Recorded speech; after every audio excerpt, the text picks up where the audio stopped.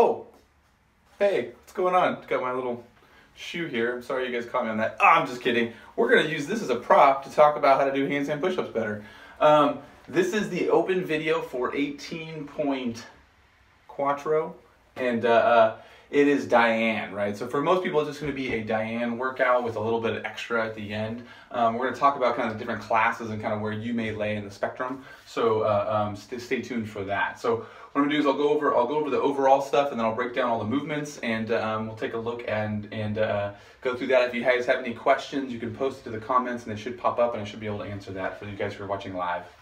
All right, so hopefully you've done Diane in the past. If you don't, you should try to look at workouts similar to this one. But the biggest thing about something like Diane's just a great workout.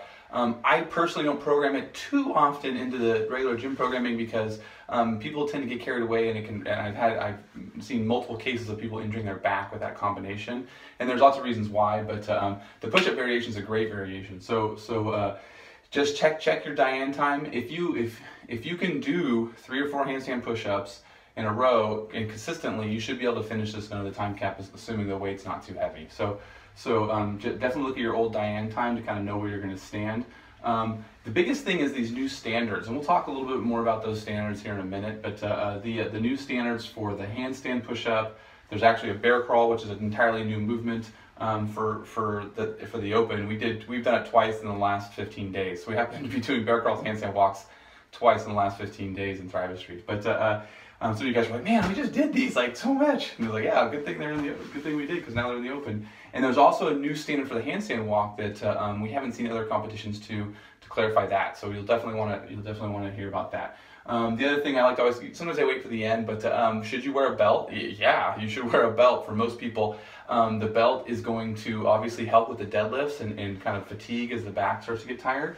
But there's actually something that happens with the handstand push-ups where you can actually use the belt to brace yourself and keep a straighter body, and you get more press out with the shoulders. Your shoulders actually work better for pressing movements when you're bracing to the core, and the belt can help you do that. So I think for most people, a belt is going to be a good idea. Pacing wise, I'm going to save this for later on in the video, depending on kind of which category or which class you're in. Deadlifts first. So one of the first things I want to point out is you can have 2 barbell weights. So if you do plan on making it to the next barbell, you can either have 2 separate barbells loaded, or your partner or your judge or whatever can load the bar for you while you wait. So just keep that in mind, that you don't have to load the plates yourself. That could cost you some reps. Don't blow up. Do not go to failure on handstand push-ups. Do not blow up on the deadlifts. We saw, for example, when Scott Panchik did it, he finished both, and he was repping out 3s, 4s, and 5s. I think he did 5s or 6s on that first set. So from the 21s, he was breaking it up, and even then, he was only a few reps behind the other guy, and eventually he ended up beating him by about a minute. Right, so don't be afraid to break it up. Now that being said, I'm not recommending most of you guys do singles. The problem with singles is you lose tension. Once you get the bar up, you're going to want to try to keep tension and go down fast. And you're not bouncing the bar, but you're definitely keeping the hamstrings loaded. So small sets with small rest is highly recommended. And you're going to really need to pull yourself off the ledge on that first round. Everyone's adrenaline's pumping. It feels so light on the first round. Oh, it feels so light.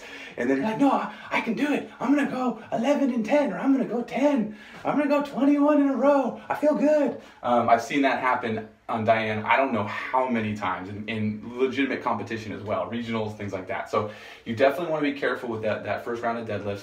Even it's just a couple less negatives. If you were to break it up into 7 or less per set, that's just a few less negatives. So you'll be a little bit more fresh for the later rounds. Deadlifts are the tiebreaker. So for those of you guys who are not going to be able to finish the workout, which is going to be a lot of people, just keep in mind that your last completed set of deadlifts is your tiebreaker. So the idea is that you need to push the pace on the deadlifts. Don't get complacent, and depending on pacing strategy, I might have somebody slow down on the deadlifts so they're more fresh for the next set of handstand push-ups. But in this case, I'm going to have people finish the deadlifts a little bit faster just to get that tiebreaker score. One thing that I want to remind you guys too is the mixed grip. I think a lot of people kind of forget you're going to want to use a hook grip where you grab your thumbs and you're going to want to turn one hand like this on the bar. And the reason for that is that deadlifts blow up the grip. The reason why Diane is actually harder than it looks, or one of the many reasons, is the fact that your grip is getting really taxed, and then we have to go into the flexion of the wrist. Now, when the forearm's all blown up and from the deadlifts, what happens is it makes it a lot harder to press out in the handstand push-up. And you can do this right now where you're sitting, is you can put your fist over your head like this, and then you can maximally flex your wrist like this, and as you press up, you're going to find that whole kinetic chain starts to wind up. And the reason for that is the forearm, right? So having wrist flexibility is going to be key on this one. And the more you can save your grip on the deadlifts, the easier those handstand push-ups are going to be to get that lockout, because that's where most people struggle, is getting that last few inches. But other than that, you guys, just make sure you guys are keeping your form good. Efficiency is going to pay off big time in the beginning. If you try to go too fast and get sloppy with the deadlifts, it's going to hammer you on the later rounds. So try to be really efficient on the beginning rounds. All right, handstand push-ups. For most people, this is a handstand push-up workout, right? So if you're close to getting handstand push-ups, or you can do a couple reps, you may want to go ahead and do this one. Again, I like the leaderboard. If you're in the open, you should try to get the best score. You should do at least one handstand push-up rep, and then if you want to get a good workout in, you can go scale the rest of it. But then you can at least register that you did 21 deadlifts for time and then one handstand push-up, and you're going to beat everybody who scaled. In fact, if you do one deadlift at 225 or 155, you beat everyone who scaled. So just keep that in mind. I know some people don't like to put themselves out there. They don't like to. They like to just do scaled, so they don't see how hard it is or whatever. And they can always say, "Well, I just did scaled that year." But I think you should always do the more advanced one. So practice the new handstand standard, right? So we're measuring the length of the forearm, and then they're cutting it in half, and then they're going to have you standard height. So until we start playing around with this, I'm not really sure how that's going to change for people anthropomorphically, according to their measurements. So obviously, if you're somebody who tends to have a little bit longer of a forearm, you're going to have a little bit harder time with the handstand push-up than somebody who has T-Rex arms. But that's true for handstand push-ups regularly. The big thing about these standards is it really affects your width. If you end up going wide on your handstand push-up, you're not going to get your feet over the line. So make sure that you're keeping your grip a little bit more narrow. And we'll talk about body position in a moment. I'm a big fan, for you guys who are gym owners and even you guys who are doing these with each other, is you get the really thick, I think it's green painter's tape. It sticks really good, and you want to make the bottom of the tape the line. And the reason for that is when people are kicking up, if they're kipping correctly, the heels are hitting above the line, or coming up and then hitting the wall, and then they're dragging down. And so then we're pulling on the bottom of the tape, and it's not going to get the bottom border messed up. If you put the tape below, which is what we usually see, as the heels tear down, they start to peel the tape down. So if you use the thick tape, the heels will hit the tape, and then they just keep pushing the tape into the wall versus peeling the tape off the wall, which is good. And your judge can't fix the tape for you if things get squirrely there. You want to mark the ground, right? So you're going to want to make sure your hands, if your hands are chalked up, that's usually pretty good. But if you can make little tape marks or make little chalk marks so you know where to put your hands, because it's not just about the width, it's also about how far away you are from the wall. If the more canted away you are from the wall, that also eliminates some of your height. So make sure you mark where your hands are going to be, and so you know what is a good rep. Use your legs. Kipping handstand push-ups are actually more about how hard you can fire the legs and stomp those heels up to the ceiling. You can have people practice some thrusters to kind of get the feeling where you finish with the legs, then press with the arms. That's the biggest coaching cue I use for kipping handstand push-ups, is the legs need to be completely fired and locked out before you even start pressing with the arms at all. So make sure you're really kicking hard with the legs before going up. And you want to make sure people don't kick back toward the wall. They should be kicking up to the ceiling and then slightly back, right? So it's kick up, and then as you get to the top, you're going to finish that press out here, and you're going to push your head through, and that pushes your feet back. So as the head goes this way, the feet go back, right? And I think I see Cheryl Bross on here. Hey, Cheryl. You know about handstand push-ups. We worked on those a lot in the grid league, and that was the key, right? Is the head actually touches the floor and then moves up. It touches the floor. It actually is doing this. It's not going straight up and down, right? So you're touching here, and you're making that tripod, and then you're finishing with the head through the shoulders and making that body as straight as possible. But it really comes down to really kicking the legs. I mentioned wrist flexibility earlier, I'll mention it again. You're going to want to warm up the wrists and have good, flexible, nice range of motion. The more you can kind of mobilize your forearms and get into that wrist flexion. Some people are going to need to rotate their hands depending on it. I know that some people might have to go a little bit more fingers out depending on wrist flexibility. That's not going to be detrimental to the height of your handstand push-up, but it's not ideal.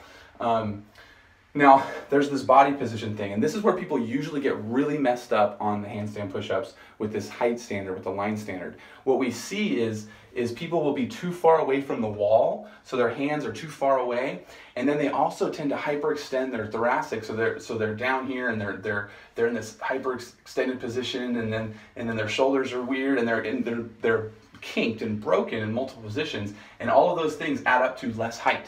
Right, so you want to make sure you're comfortable with your hand. That's why the marking the floor is so important, that you're close enough and that you're finishing with your leg, with your abdomen straight, your spine straight, and then your legs are straight. Now the big thing, and the reason why I was making the shoe joke earlier where I was acting like I was smelling it, if you guys missed it, go back to the beginning of the video. So this is the shoe, and what I love about these the Metcons is they have this little thing that helps slide along the wall. It makes it easier to judge because it has a very, very prominent little corner there. And when this first came out, it was like blew people's minds, but it shouldn't be too much rocket science now. Well, a lot of times people do when they do their handstand push-ups, they're kicking really hard, and then their toes, though maybe it hits the wall and it drags their heel up, or they're not really thinking about what their legs are doing. At each rep, you need to do this, right? So you can see if this is the line and their foot's here, it's a no rep. If they just do that with their ankle, then it counts. So you just want to make sure that you're really communicating with your judge. You kick up to their, make sure every rep counts, kick up, and they can say good, and then you go down and then kick up, and make sure you hear them count, because you don't know if you're over the line. So judges, you guys need to make sure you're very vocal with your athletes. You guys who are doing this, make sure you say, look, I need you to tell me when I'm good. Tell me when I'm good, because you don't want to kick up and then go down and they no rep you, and all you had to do was move your foot, right? So this is why it goes back to practicing that standard and really thinking about straight body and then dorsiflexing the foot. For coaches, you guys who are coaching people who are doing this, you might want to have a good coaching cue, and it's just heels or something like that, some word that's going to trigger them so that they know what you're talking about. Because if you say like, point your toes or pull your toes or all these weird kind of phrases, it's not going to make a lot of sense to people. So make sure you've pre-cued that and they've practiced it and they know what you mean, that we want to have the knee locked. Sometimes I'll even say like lock your knees because that makes people dorsiflex their foot. Most people don't lock their knee with their toes pointed. All right, so that's the Diane portion. Now, if they get past that, we're going on to the heavy deadlifts. And so for a lot of people, those heavier deadlifts are going to be pretty challenging. And I think we're going to see a lot of people kind of getting to a certain number of deadlifts, and then that's it. 21 deadlifts at those weights are hard. We did see that with the scale group tonight. But for people who then, so you get back to the bar, now you're back to heavy deadlifts. Again, small sets. You might need to do singles here just because you are going to be taxed. Just make sure that you're not taking too much time between reps. Keep the bar really close to the shins and drag that thing up your shins. It shouldn't be out in front of you. When you go, a lot of times people go fast on deadlifts, especially on the first part, the slightly lighter bar, not really light bar, but a slightly lighter bar. If they lose it out over the midfoot or the toes, it really blows up your back. So make sure you're keeping it really close to the shins and the legs and pulling it up. Now, as you get through the 21, they're going to be doing the handstand walk or the bear crawl. So another thing about Cheryl Frost you guys need to know is that she is a handstand ninja. So definitely watch her handstand walks on any performances she's done in the past, and you will learn how good of a handstand walker she is. But this is a new standard. So normally the tape line is there on the ground. And your feet have to start behind the line, and you can place your hands out in front and kind of dive out a little bit. What you actually want to do is, in the new standard, not even your fingers can touch the line. So if this is the border, you can't even have your fingers on the line. You need to start back here. So don't really push it. That extra few inches could cost you a whole lot of reps, right? So make sure you start with your hands well back from the line, so that you're not risking a no rep. And then the same thing when you're crossing the line, just keep going. Even if you're tired, I mean, it counts technically if you just get both hands past and then you fall, it still counts. So just make sure you go past the lines when you're doing that. And the same thing goes for the bear crawls. You guys, I want you guys who are doing the scale version to get something out of these videos too. Again, we do bear crawls pretty often. I don't really have a lot of rules around the bear crawl, but I like their standards where the hips have to be above the head, and the palms must be on the ground, so you can't use your fingertips or anything like that. But for a lot of people, after all those push-ups, your shoulder's going to be tired. So just be aware that you should, when you're doing bear crawls especially, it should be a fast and then a rest, and then a fast and then a rest. So what you're doing is if you start grinding the bear crawl and you're just spending, it takes you so much longer and you're spending so much more time under tension. You're better off just hustling that 25 feet, stop, and then hustle back versus turning around right away and then slowly getting back and being more blown up for the later rounds. And you know, for a lot of people too, the bear crawl is just going to act, and even the handstand walk a little bit, is going to act a bit of a rest for the next set of deadlifts. Because I think most people, after getting through the 21s, even if they're a good handstand walker or a good bear crawler, they're going to be right back to that bar again, and they're still not going to be ready for the next rep. So you can kind of be smart about pacing it, right? We want to finish the tiebreaker deadlift, but then you can kind of be smart about pacing it out. So wrist flexibility is a major issue for a lot of people on handstand walks and bear crawls. What you want to do is if you do not have wrist flexion, if you have it, that's what's going to make you good at handstand walks. And if you don't, you're going to want to turn those hands. This is really good for bear crawls because you don't require the balance. The reason why fingers up is good for handstand walking is it gives you a lot more control and a lot more balance to keep your body moving forward. I'm a fan of legs together. That's more traditional handstand walking. But if you practice the split leg front to back, that does lower your center of mass and make it easier to control. But for the most part, if you keep whole body tension through the handstand walk, it's going to be easier to maintain. But if you don't have that wrist flexion, you're going to have to turn your hands out. And what this does is it makes you have less balance, right? So just be aware of that. But on the bear crawls, you can turn your hands out. Just make sure you don't go so fast and you do a face plant and get mat burn or whatever on your face. It's happened. I've seen it happen in my gym where somebody got mat burn on their face from doing bear crawls too fast. They were really fast bear crawls though.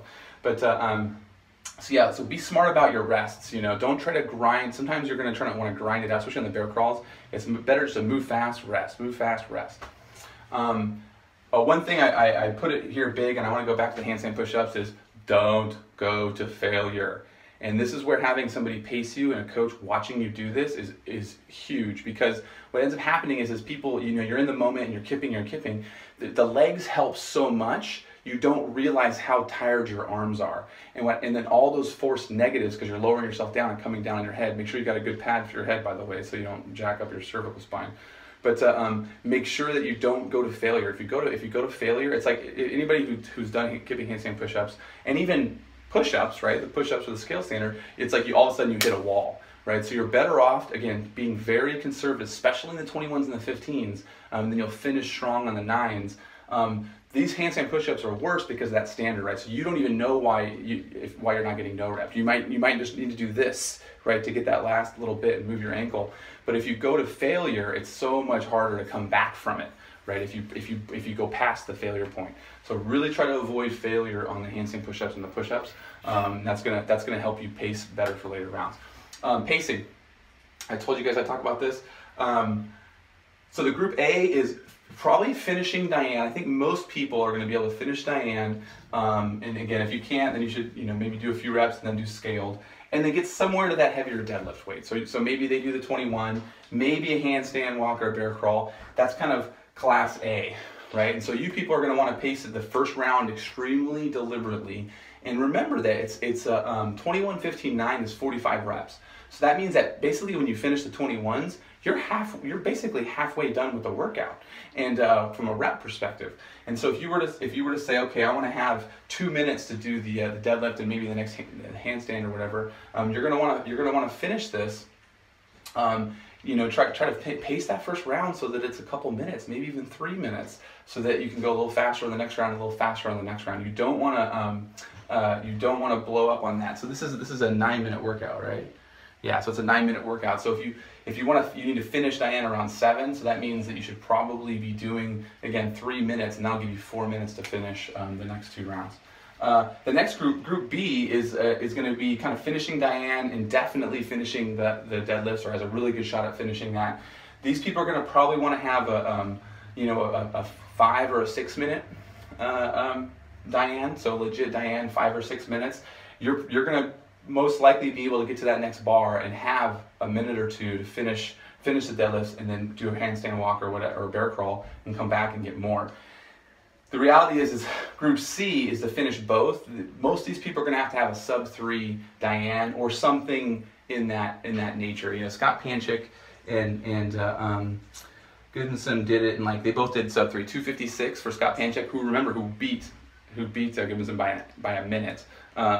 He was actually slower, and then the other guy was 245. So we had a 245 in the second one. So both those guys finished. They finished well under. Now, if you have a 4-minute Diane, there's a good chance you're still going to make it. Mainly if you struggle with the handstand push-ups and on the deadlifts. If these deadlifts aren't a big deal, then you have a 4-minute Diane, you're going to have a better chance of finishing than say somebody who the deadlifts that next barbell weight, that 315 or 205, is going to blow you up. So somewhere around a 3 or 4 minute Diane, you have a shot at finishing, assuming your handstand walks are on point, right? So, and that's the same thing for scaled Diane. If you guys want to try to finish, you should be able to do that scaled Diane in about 3 to 4 minutes, and then you should be able, assuming you have the deadlift strength, to be able to finish the next round. I think that's it. If you guys have any questions, post them here to the comments. I see Carrie's on here, Nicole, Jess, Mary, Rebecca, Ricky. What's up, Ricky?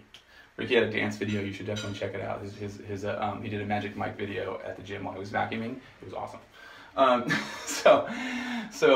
That's those are the kind of the main points. I'll do the write-up. It'll be posted here after I'm done with that. I think the big thing you guys need to remember here is that you need to avoid going to failure on the handstand push-ups, and be very conscious and deliberate with your form to use a lot of legs, so that you don't get the shoulders blown up, right? For those of you guys who are doing that. Repeats. Should you guys repeat this?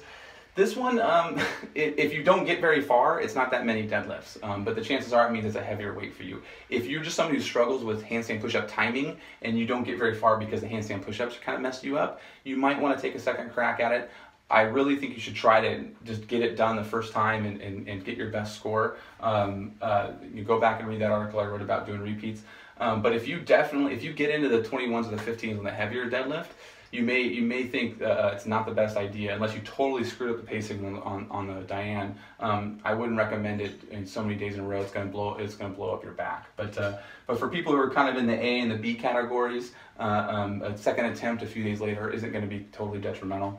But that's it, guys.